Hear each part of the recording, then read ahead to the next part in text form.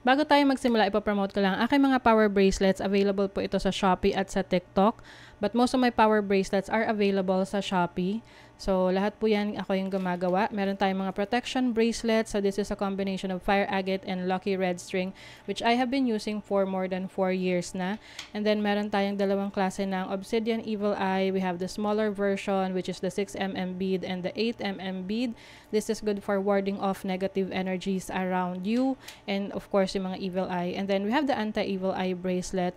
So, para to sa mga anti-inggit, ganyan, sa paligid nyo. And then, also, we have the selenite evil eye. So, the good thing about this is multi-purpose na siya. Kini-cleanse na niya yung energies around you. And also, yung mga kasama niyang bracelets, cleansing and recharging as well. So, just like this one. Ayan. And then, we have other bracelets for other intentions and manifestations.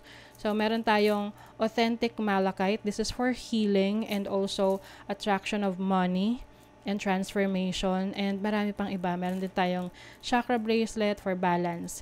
And we have the tiger's eye for courage. We have howlite for concentration and focus. We have rose quartz for attraction of love, self-love, and of course, amethyst for intuition, healing. Ayan. Lahat ng bracelet may kasama ng instruction leaflet, extra string, and a cute pouch. Ayan.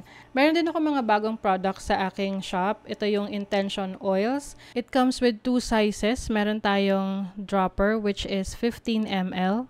Meron tayong roll-on na 5 ml. So, you can use this for manifestation ng prosperity and protection. So, while you are doing affirmations.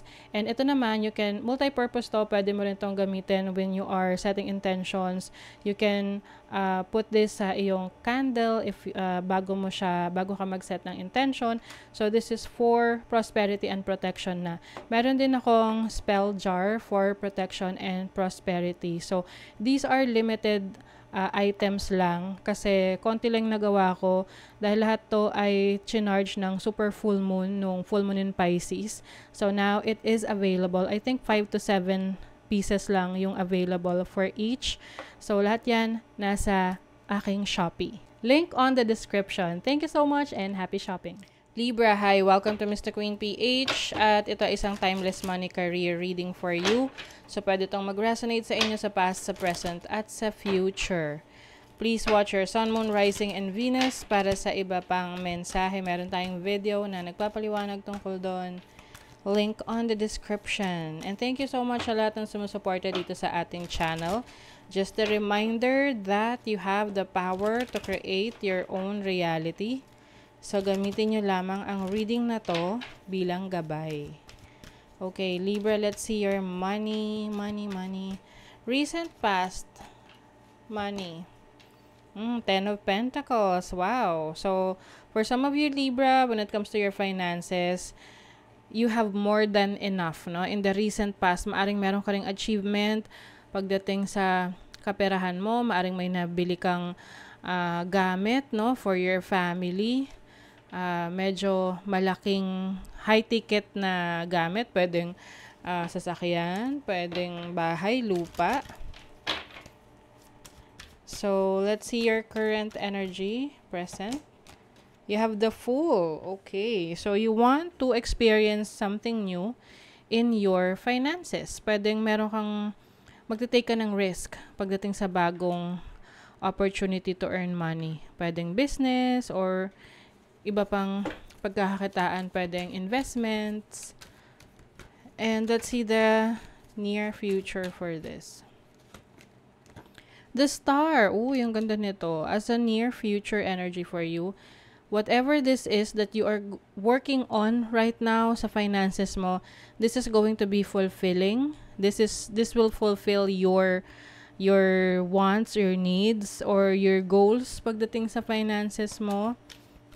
And some of you, kung nagkaroon kayo ng challenging situation sa inyong kaperahan in the past, this is the time na kung saan makaka-recover ka na. Lalo na dito sa yung iba sa inyo meron kayong susugal kayo sa isang bagay, no? Pwedeng literal na sugal, pwede ring magte-take ka ng risk sa isang business or investment na kung saan magiging successful ka doon. Makukuha mo yung reward na gusto mo. Yung resulta na gusto mo. Sa career naman, recent past, you have the Queen of Cups. O, mahal mo yung career mo. You really care about what you are doing sa yung career. And some of you, matagal na kayo dyan sa trabaho na yan. You may feel fulfilled, but at the same time, parang you feel na gusto mo na meron pang mas challenging, no, sa career mo. Ano yung current energy? The Queen of Pentacles. Okay. So, pagdating sa career mo ngayon, I am seeing some leadership role para sa'yo. Kung ikaw ay nasa creative work, I think some of you are going to make your creativity a business. So, halimbawa, mahilig kang mag-crafting, no? Or anything na you use your hands to create something. Pwede mahilig kang gumawa ng kandila, gumawa ka ng sabon, mag-painting, ganyan. And then, you really love that kind of job, tapos self-employed ka, and now, you want this to be like, gusto mong, dalhin siya sa next level. So, it's like, you are, ang tawag dyan, expanding your horizon. You are also generating more income through your creativity, your passion, your art. Okay? And then, sa near future, Two of Wands. I'm seeing na gusto mo ng another job or another career or another source of income.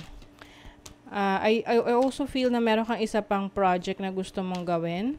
You've been thinking about this for quite a while. Let's say meron ka ng career and then gusto mong sumubok na mag-business, or meron ka ng business or gusto mong kumuha ng isa pang project for your business. So, ano yung advice sa mga Libra?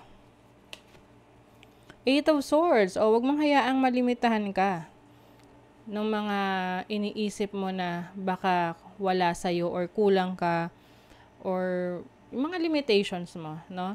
You have the power to be free and do the things that you want. Okay? Iwasan ng overthinking at yung laging iniisip na meron kang, yung mga tinatawag na self-limiting beliefs. You have the Three of Cups. It is also important to connect to more people. Yung mga tao na meron ka pareho ng mindset mo. Yung mga like-minded people, no? Na in alignment of your plans, of your vision. Oo. And ito yung mag-a-apply sa inyo yung your network is your net worth. So use your charisma, yung talents ninyo sa communication, kasi you are a good communicator and also you want harmony, balance, you are a good mediator, salesperson. So talagang you can use it to your advantage. Lalo na dun sa mga mahihiyaing Libra. There is something in you na you need to discover or develop, no?